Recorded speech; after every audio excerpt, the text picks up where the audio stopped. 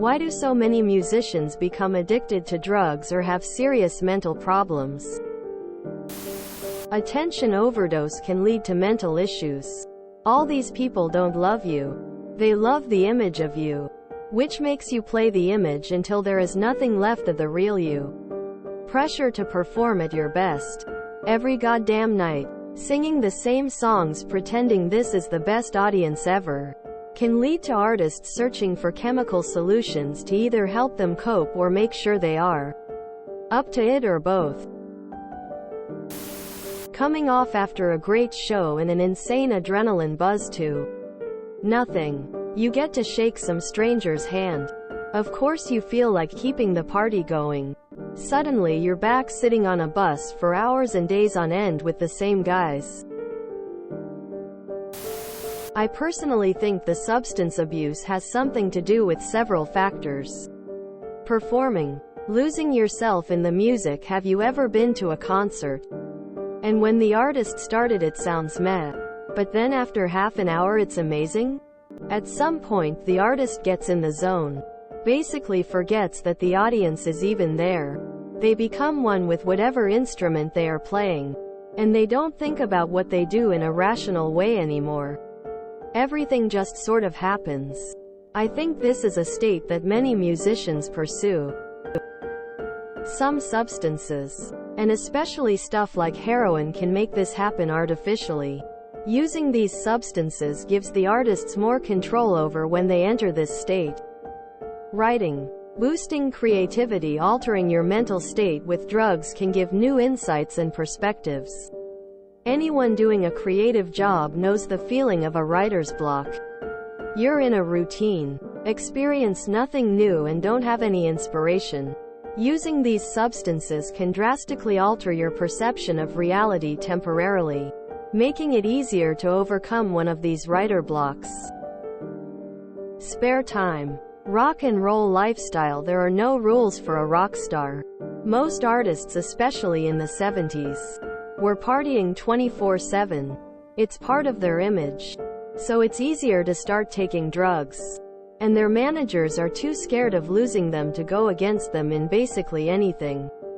They take drugs to party harder and longer.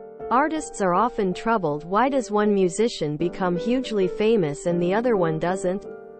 I think that one of the important factors is if an artist has a story to tell.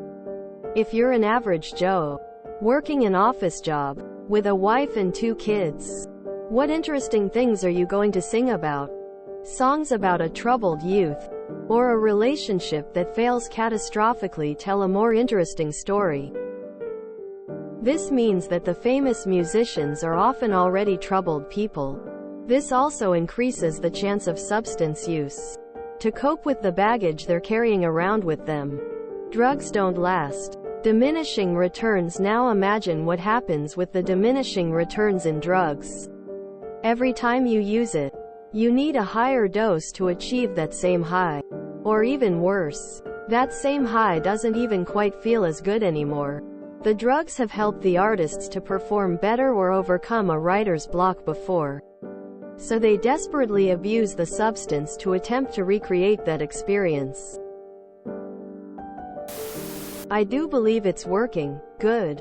That'll keep you going through the show. Come on, it's time to go.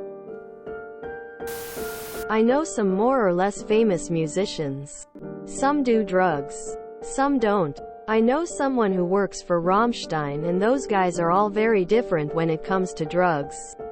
Don't want to give out names, but one of them, who is married and has got kids, doesn't do drugs at all.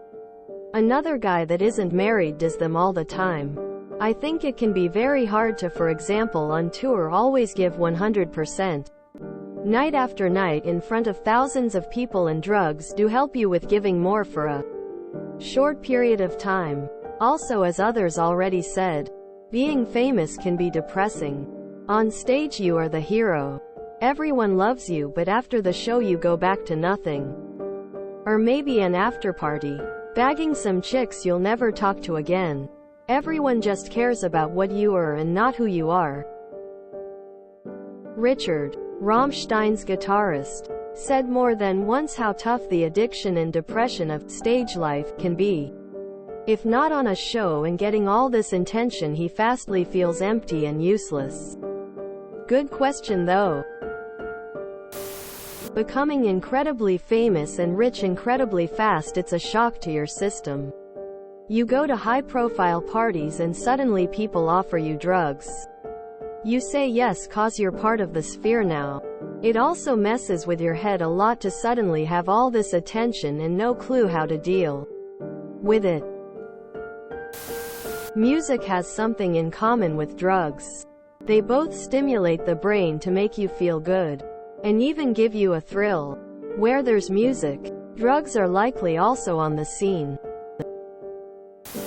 As a former professional classical musician, the reason I got addicted to alcohol was the crippling perfectionism and anxiety.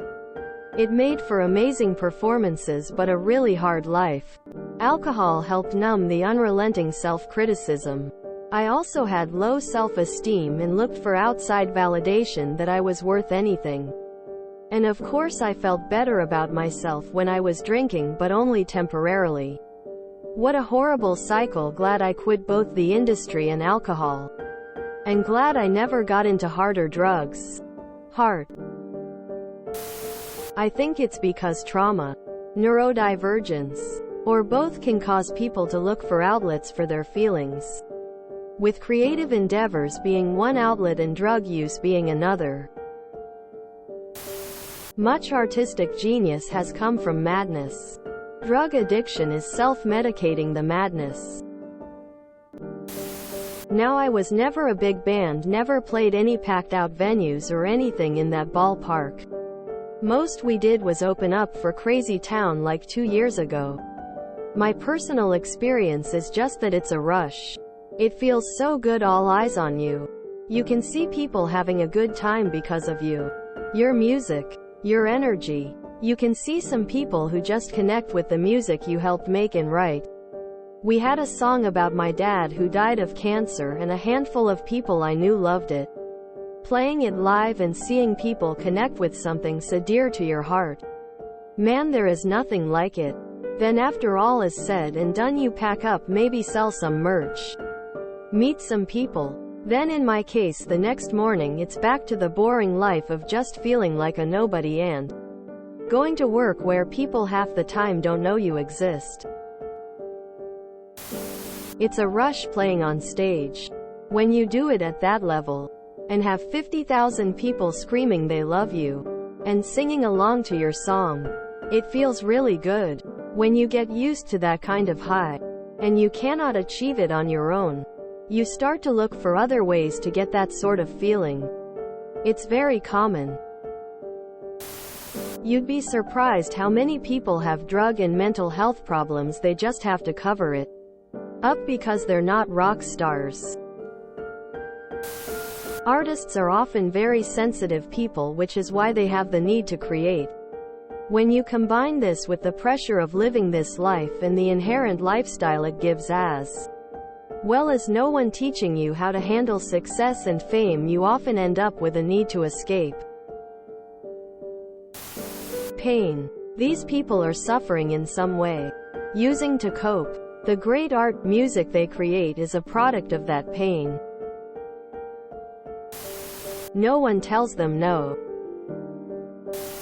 I think that spare time, pressure and short periods of intense work are all important factors. They don't want to let a crowd down. Need to relax after sweating profusely after a tough set. Long periods of boredom compared to writing, recording, performing songs. Other important stuff. Attention from public. Harassment from media. Lots of money, no money. The fact that it's tolerated and almost expected. All this goes for any artists, tbh, not just musicians.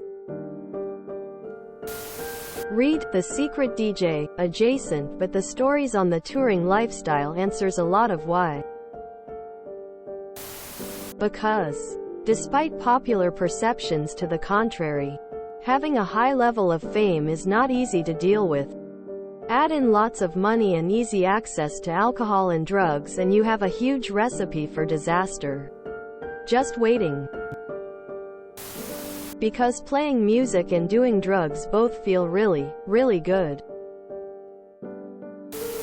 If you enjoyed this video, please check out our playlists full of similar content. Epicaricast is like doom scrolling for your ears. Please like, share, and subscribe.